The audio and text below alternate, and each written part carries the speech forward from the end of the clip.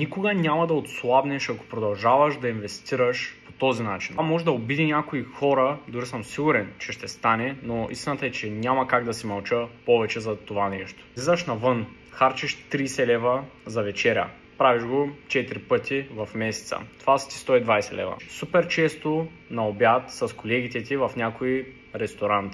Окей, харчиш, да речем, по 12 лева на обяд. Това са ти 140 лева, ако го правиш 3 пъти в седмицата. И трето, но не на последно място, е любимото ти кафе, което си взимаш всеки път на път за работа, което да речем, че струва 7 лева и го правиш абсолютно всеки ден, когато отиваш за работа.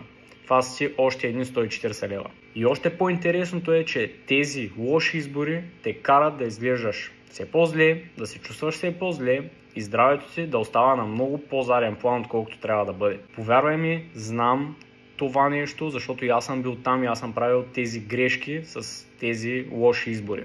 Сумарно стават едни 400 лева, които човек дава всеки месец, без дори да ги усети, ако трябва да съм честен. И вместо да подобрява здравето си, всъщност той го влошава. Ето ти много лесните решения. Взимаш си една карта за фитнес, която е 80-90 лева, зависи къде ходиш, има и по-евтини. И останалото, например, да го инвестираш в треньор, който да ти помогне.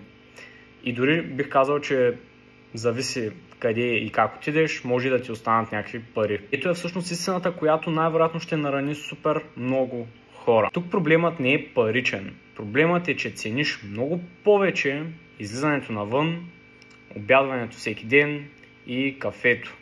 Много повече, отколкото цениш своето здраве. Нека сме малко по-прозрачни в тази тема и нека спрем да се залъгваме.